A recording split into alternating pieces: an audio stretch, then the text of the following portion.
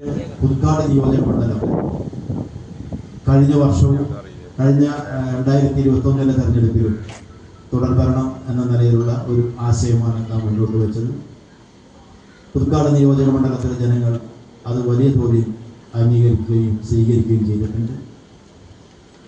MLA ആയി തിരഞ്ഞെടുക്കപ്പെട്ടതിന് ശേഷം ഈ നിയോജക മണ്ഡലത്തിലെ എല്ലാ ജനവിഭാഗങ്ങളെയും ചേർത്ത് പിടിച്ചുകൊണ്ട് കക്ഷി രാഷ്ട്രീയത്തിന് അതീതമായി ജനങ്ങൾ ആവശ്യപ്പെടുന്ന ഇടങ്ങളിലെല്ലാം ഞാൻ എത്തിച്ചേർന്ന് ശ്രമിച്ചിട്ടുണ്ട്. വികസന പ്രവർത്തനങ്ങൾ കക്ഷി രാഷ്ട്രീയം നോക്കി നടപ്പിലാക്കിയിരുന്ന കാലത്തിൽ നിന്ന് വ്യത്യസ്തമായി ഓരോ വിഷയങ്ങളും ഓരോ വികസന പ്രശ്നങ്ങളും ഉയർന്നു വരുമ്പോൾ അതിൻ്റെ പ്രാധാന്യം കണക്കിലെടുത്തുകൊണ്ട് ആ പ്രദേശത്തെ ജനപ്രതിനിധികളെയും പൊതുപ്രവർത്തകരെയും ചേർത്ത് പിടിച്ചുകൊണ്ടാണ് ആ വികസന പ്രവർത്തനങ്ങളെല്ലാം ഇവിടെ നമുക്ക് പൂർത്തീകരിക്കാൻ കഴിഞ്ഞിട്ടുള്ളത്. ആ നിലയിൽ നമുക്ക് ഈ നിയോജക മണ്ഡലത്തിൽ പ്രവർത്തിക്കാൻ കഴിഞ്ഞതിൻ്റെ ഭാഗമായിട്ട് നിരവധിയായ പദ്ധതികൾ നമുക്കിവിടെ പൂർത്തീകരിക്കാൻ കഴിഞ്ഞിട്ടുണ്ട്. രവീന്ദ്രമാഷ കാലത്ത് തുടങ്ങിവെച്ച വികസന പ്രവർത്തനങ്ങൾ പൂർത്തീകരിക്കാനും പുതിയ വികസന പ്രവർത്തനങ്ങൾ ഏറ്റെടുക്കാനും പൂർത്തീകരിക്കാനും പുതിയ വികസന പ്രവർത്തനങ്ങൾക്ക് തുടക്കം കുറിക്കുന്നതിന് വേണ്ടി കഴിഞ്ഞിട്ടുണ്ട്.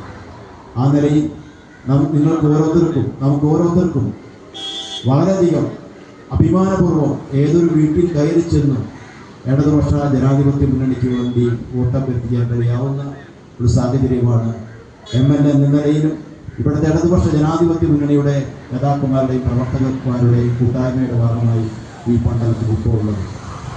മറ്റു കാര്യങ്ങളിലേക്കൊന്നും കടക്കുന്നില്ല. വീണ്ടും ഇടതുപക്ഷ ജനാധിപത്യ മുന്നണിയും CPIയും ഈ മണ്ഡലത്തിൽ മത്സരിക്കുന്നതിനെ തീരുമാനിച്ചതിൻ്റെ അടിസ്ഥാനത്തിൽ വീണ്ടും ഞാൻ ജനവിധി നേടുകയാണ്.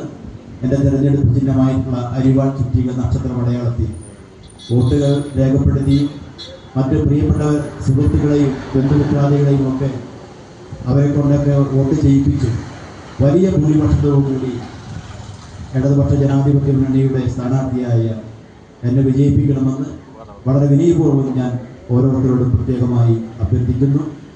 ഇവിടെ ഇന്നത്തെ ഈ സ്വീകരണ പരിപാടിയുടെ ഭാഗമായി പര്യടന പരിപാടിയുടെ ഭാഗമായി എത്തിച്ചേർന്ന എല്ലാ പ്രിയപ്പെട്ടവർക്ക് പ്രത്യേകമായ സ്നേഹാഭിവാദ്യങ്ങൾ ഒരിക്കൽ കൂടി അറിയിച്ചുകൊണ്ട് നിർത്തുന്നു.